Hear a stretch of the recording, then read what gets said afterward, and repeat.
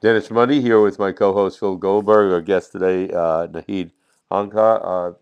Wonderful stuff about Sufism. I learned a lot, and it's a religion of practice more than just doctrine. So, did you know much about Sufism? Have you ever been to a Sufi temple before, anything like that?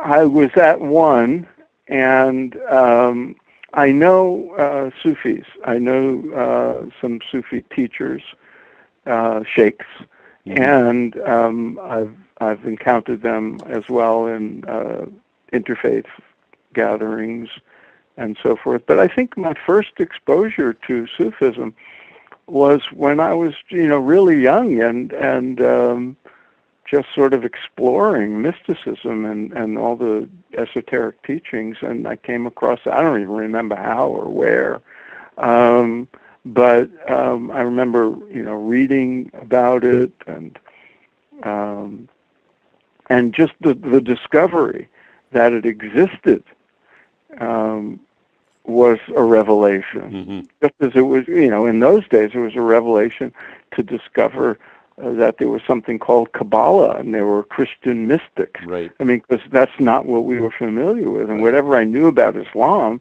it didn't include these incredible Sufi saints right. and mystics that are, very similar to the esoteric traditions in all the other religions. Yeah, that was Phil, very eye-opening for me as well. I grew up, Catholic. And I had no idea that Christianity had a tradition of mysticism, the monks and the meditation, and Thomas Merton. I had no exposure to that, the Desert Fathers, and then Judaism. I had never heard of the Kabbalah, and like you said, Sufi. So it seems like almost every religion, every tradition has some element of mysticism, of internal development. And the only I've never been to a Sufi temple. I'd like to go. There's a gentleman I met. Llewellyn von Lee. Hopefully, we'll have him on the show sometime.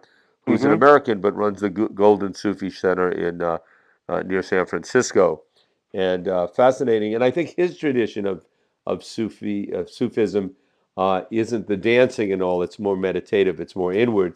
So, like she said, there's different traditions of it. But I guess the first exposure, the first time I ever heard about it or read about it, it were these whirling dervishes, Yeah. people that would go into these ecstatic states. And I've never seen that in person. I'd love to. And if I I didn't, have actually. I was at two different Parliament of World Religions, and at every one of them, they have a sort of concluding evening of music and dance from all the world's different traditions. And in both instances, the whirling dervishes were like a very a sort of culminating and very popular feature of the program. It's beautiful to right. watch, and I, the music is haunting yeah. and gorgeous. I would love to actually do it, have the experience of being a whirling dervish, but I get dizzy very easily, so I don't know. I don't Yeah, know if it'll happen right. with me. But You might have not. to take your seasick Yeah, medication. exactly. Not to be a tree hugger or anything, Phil, but wouldn't it be great if all the religions, all the belief systems of the world learned from each other, shared with each other, instead of we're frightened that their traditions would be trampled upon or perverted or whatever. So we have religions and spiritual groups always battling, always being frightened of other spiritual groups and religions. That if they just shared it, and I think there's a lot of that goes on now, the sharing part of it. Yeah, yeah, much. So It's hopefully a that will grow. it's a very different world than it used to be, and these we've had people on who are very active in the interfaith world. If people haven't heard our interview with Paul Chaffee and with Gwyn Giebord and other people who are very active in the interfaith world and the interspiritual world, Mirabai Starr and Kurt Hmm. Johnson and others have been on the show.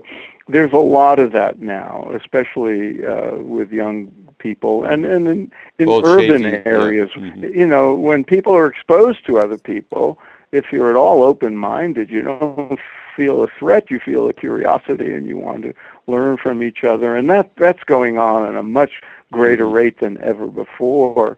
There's a long way to go, of course, but there is that, and there's an educational factor. I mean, I live in LA. And here you are more likely to know that there is such a thing as Sufism, and there's different areas and different aspects of Islam.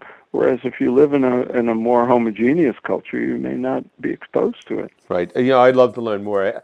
I have a friend who's actually a Lubavitch rabbi, and I remember one time he asked if he could come into my office. He was traveling, and and do his prayer, whatever prayer he was doing that time of the day, and there was a certain amount of movement and rocking and back and forth, Mm, and he mm. explained it a little bit to me, why that was part of the prayer. But I'd love to learn more about that, and Yeah, see the difference and similarities between different techniques of prayer and meditation, from tradition to tradition, because and there's that definitely move. similarities. Yeah.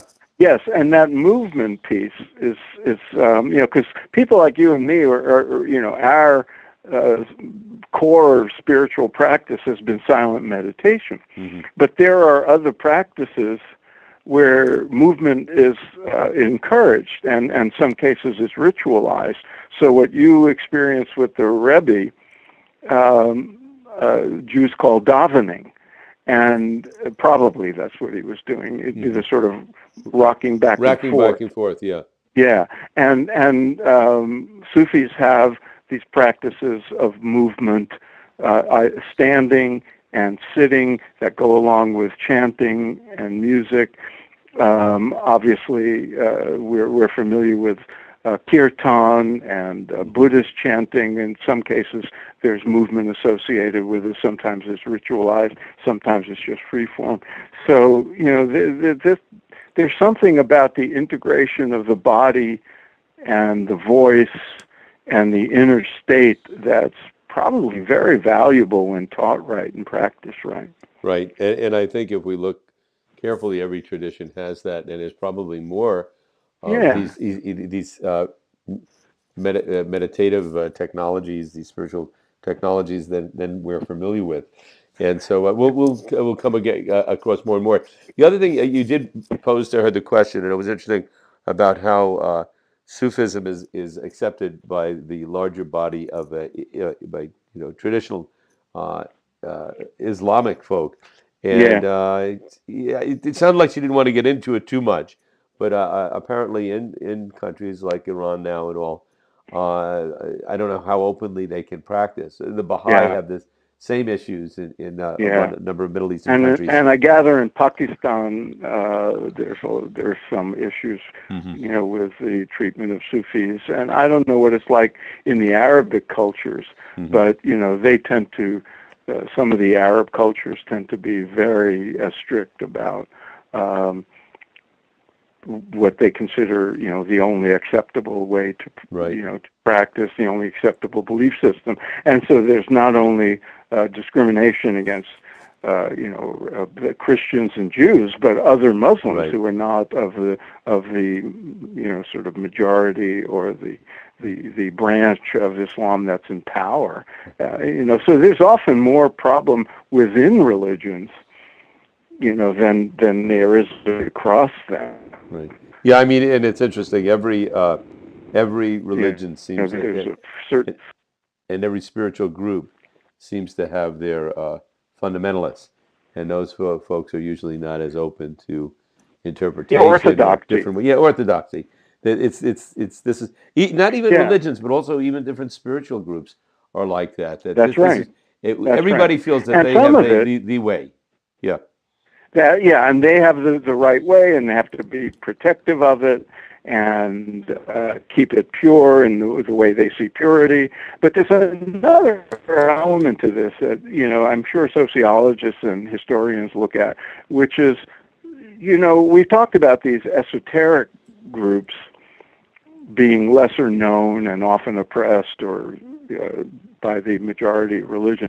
But, in the esoteric traditions, in the mystical traditions, the whole point is you don't need a mediator Hmm. to mediate between you, the individual, and your experience and the divine. Right. There are these methods for having your inner experience as individuals, direct experience. And so that is often seen as a threat to the power structure of a religion, because if you're dependent on the Right. priesthood, Right. Don't let to get anybody get too independent, because right, if they do, then they're not dependent upon us, and if they're not dependent upon us, what are we useful for? And I think right. that that's a That's big, I mean big that's why the issue. Catholic Church didn't like Protestants. Yeah. Who were that's what the whole Protestant Reformation was about. Right.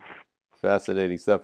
Well, hopefully we'll have another Sufi on, and I'd Yeah, like to hear more about it and hear it from different angles and different perspectives. But I really enjoyed Nahid. I felt I learned quite a bit from her today. yeah, it's Uh, great. uh, Okay, all right. All the next best. time. Next time. Bye.